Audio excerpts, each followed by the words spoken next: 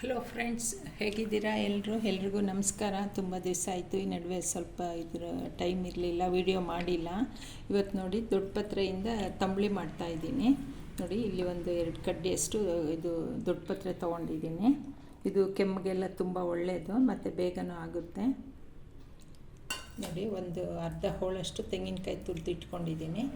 ಒಂದು ಕಪ್ಪು 1/4 ಲೀಟ್ರಷ್ಟು ಮೊಸರು ಇಟ್ಕೊಂಡಿದ್ದೀನಿ. ಒಂದು 4 ಒಣಮೆಣ್ಸಿನ್ಕಾಯಿ, 1-2 ಬ್ಯಾಡ್ಗೆ ಮತ್ತು 1-2 ಗುಂಟೂರು ತೊಗೊಂಡಿದ್ದೀನಿ. 1 ಸ್ಪೂನಷ್ಟು ಜೀರಿಗೆ ತೊಗೊಂಡಿದ್ದೀನಿ. ಈಗ ಇದನ್ನೆಲ್ಲ ಹುರ್ಕೊಳ್ಳೋಣ. ನೋಡಿ ಫ್ರೆಂಡ್ಸ್, ಸ್ಟವ್ ಹಚ್ಚಿದ್ದೀನಿ. ಒಂದು ಚಿಕ್ಕ ಬಾಣಲಿ ಇಟ್ಕೊಳ್ಳಿ. ಇದು ಸ್ವಲ್ಪ ಈ ಕಡ್ಡಿ ಎಲ್ಲ ಬಿಡಿಸ್ಕೊಳ್ಳೋಣ. ಬರೀ ಸೊಪ್ಪು ಮಾತ್ರ ಹಾಕೋಣ. ನೋಡಿ ಬಲ್ತಿರೋದು ಕಡ್ಡಿ ಎಲ್ಲ ಬಿಡಿಸ್ಕೊಂಡಿದ್ದೀನಿ. ಜಾಸ್ತಿ ಹಾಕಬೇಡಿ, ಇದು ಇಷ್ಟ ಆದರೆ ಸಾಕು. ಒಂದು 10-12 ಎಲೆ ಇದೆ ಸಾಕು, ಜಾಸ್ತಿನೂ ಹಾಕಬಾರ್ದು. ನೋಡಿ ಫ್ರೆಂಡ್ಸ್, ಸ್ಟವ್ ಹಚ್ಚಿಬಿಟ್ಟು ಬಾಣಲಿ ಇಟ್ಕೊಳ್ಳಿ. ಒಗ್ಗರಣೆ ಬಾಣಲಿ ಇಟ್ಕೊಳ್ಳಿ. ಸಿಮ್ಮಲ್ಲೇ ಇಟ್ಕೊಂಡಿದ್ದೀನಿ. 1-2 ಸ್ಪೂನ್ ಎಣ್ಣೆ ಹಾಕೋಣ. ಜಾಸ್ತಿನೂ ಬೇಡ, 1-2 ಸ್ಪೂನ್ ಸಾಕು.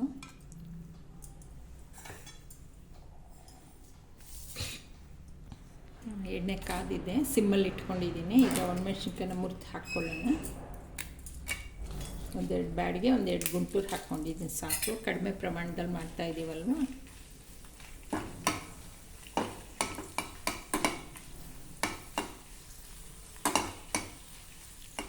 ಫ್ರೆಂಡ್ಸ್, ಈಗ ಜೀರಿಗೆನೂ ಹಾಕ್ಕೊಳ್ಳೋಣ. 1 ಸ್ಪೂನಷ್ಟು ಜೀರಿಗೆ ಹಾಕ್ಕೊಂಡಿದ್ದೀನಿ. ಒಣಮೆಣ್ಸಿನ್ಕಾಯಿ ಜೀರಿಗೆ ಸ್ವಲ್ಪ ಕೆಂಪಗಾಗಲಿ ಒಣಮೆಣ್ಸಿನ್ಕಾಯಿ. ಈಗ ಸೊಪ್ಪನ್ನು ಸೇರಿಸ್ಕೊಳ್ಳೋಣ. ತುಂಬ ಸೀಸ್ಬೇಡಿ, ಜೀರಿಗೆ ಚೆನ್ನಾಗಿರಲ್ಲ.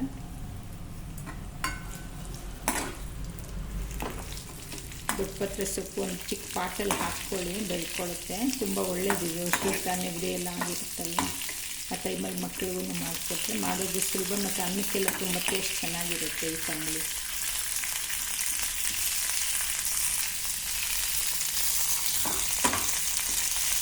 ಬಾಡಿಸ್ಕೊಳ್ಳಿ ಸಾಕು, ಜಾಸ್ತಿ ಅಂದರೆ.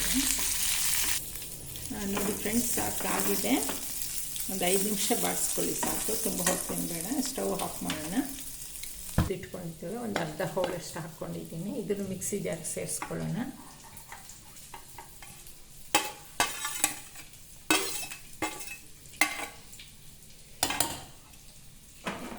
ಇದನ್ನೆಲ್ಲ ಜೀರಿಗೆ ಮತ್ತು ಒಣಮೆಣ್ಸಿನ್ಕಾಯಿ, ಇದು ಸೊಪ್ಪು, ದೊಡ್ಡ ಪತ್ರೆ ಸೊಪ್ಪನ್ನ ಹುರ್ಕೊಂಡಿದ್ದೀವಲ್ಲ, ಇದನ್ನು ಸೇರಿಸ್ಕೊಳ್ಳೋಣ. ಜೀರಿಗೆ ಎಲ್ಲ ಕ್ಲೀನಾಗಿ ಹಾಕ್ಕೊಳ್ಳೋಣ.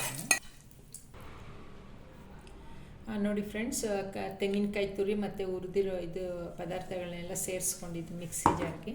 ಸ್ವಲ್ಪ ಕಲ್ಲುಪ್ಪು ಸೇರಿಸ್ಕೊಳ್ಳೋಣ. ರುಚಿಗೆ ಎಷ್ಟು ಬೇಕೋ ಅಷ್ಟು ಕಲ್ಲುಪ್ಪು ಹಾಕ್ಕೊಳ್ಳೋಣ.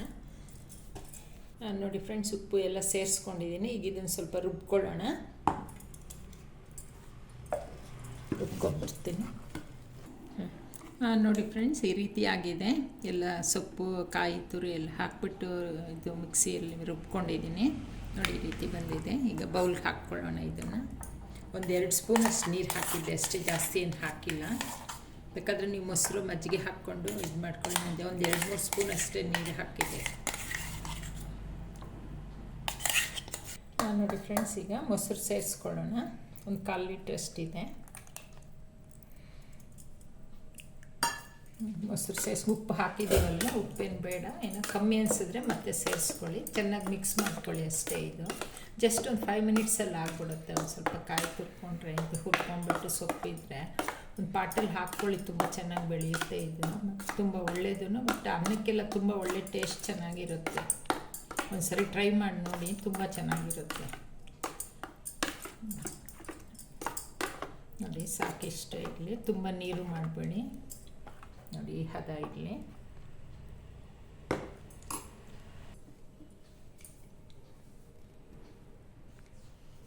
ನೋಡಿ ಫ್ರೆಂಡ್ಸ್, ದೊಡ್ಡ ಪತ್ರೆ ಸೊಪ್ಪಿಂದು ಇದು ತಂಬುಳಿ ರೆಡಿಯಾಗಿದೆ.